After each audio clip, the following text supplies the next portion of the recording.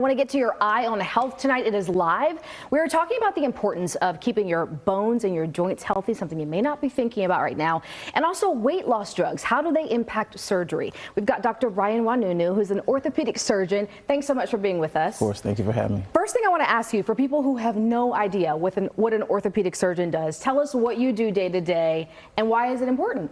So I'm an orthopedic surgeon, and essentially an orthopedic doctor is a physician or a medical doctor that treats problems associated with muscles, tendons, bones, ligaments, joints, even the nerves, from the base of the skull all the way to the tip of the toes. Common misconception is that an orthopedic doctor only treats feet, and that's not true. A podiatrist does that.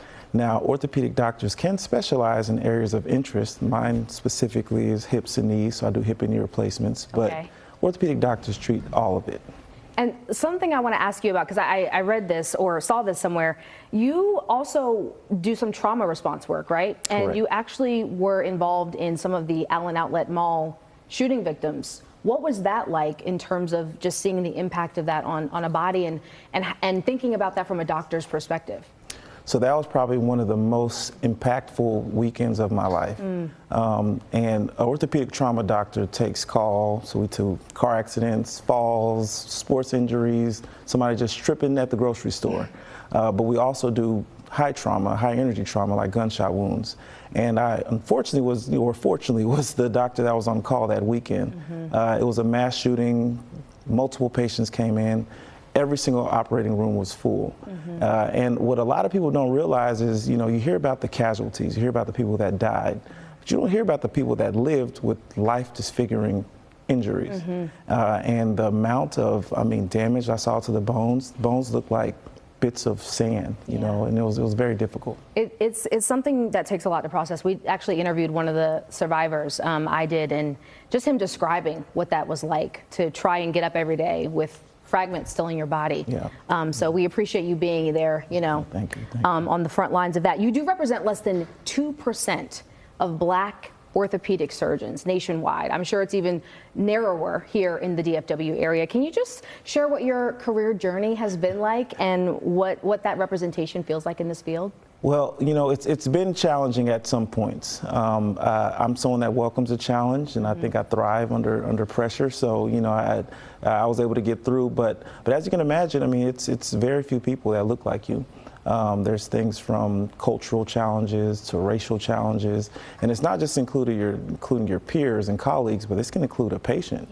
I've had multiple patients say, "Hey, I'm not going to get treated by you because you're a Black doctor." And some of those can affect you, but again, 99% of the patients are happy, and those are the ones I really focus on. Yeah, we love to hear that. Okay, technology, it's everywhere, AI especially. How do you see technology or AI transforming your field specifically? Global robotic surgery. Now, I do robotic surgery right now anyway on my hip and knee replacements, but there's recently been a procedure that, transcended the continents. That connected the United States to a country in Africa, in Angola. A particular surgeon, he was located in Orlando, he does prostate cancer surgery. He was able to stay in his facility in Orlando with a surgical team in Angola, which is located on the western central coast of South Africa, and literally performed a surgery where he removed the prostate cancer. Wow. He essentially cured this patient without even seeing him, who's 7,000 miles away. As you can imagine, this is massive. It has global impact. It can not only reach other countries and other lands, but it can reach people here in rural areas or underdeserved areas, and that can, of course, impact patients and their outcomes. I want to ask you before I let you go, something you've seen in your OR, complications from weight loss drugs. I know that they're popular. I know that so many are using them for different reasons, right?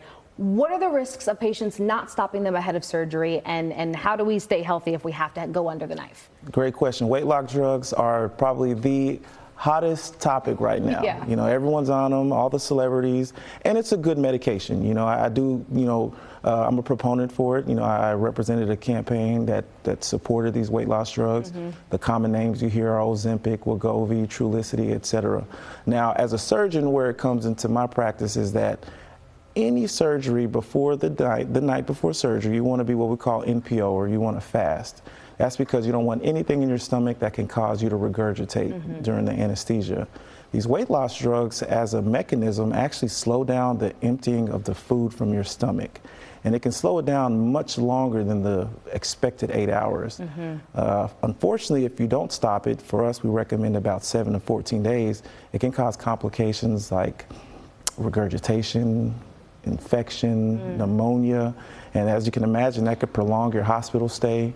That can cause you to take multiple antibiotics, or worst case scenario, can cause you to be re-intubated or have to use a tube to actually breathe. So we recommend patients to let your doctor, your surgeon know that you're on these medications and stop them appropriately. Be honest and stop them when you're supposed to. Okay, 30 seconds or less. I'm 34. I crack a lot of knuckles. Ask Doug. My back, everything.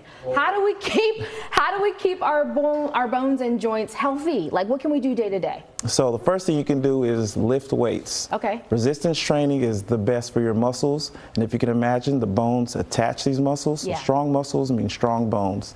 Second thing is have a very, very well balanced diet. Calcium, vitamin D, all those are good medication, good foods, if you will. And just go out and get some sun. There you go. Good advice. Dr. Brian Nwannunu, thank you so much. You can catch any Eye on Health segments that you may have missed right now on our CBS Texas YouTube page. Dougie?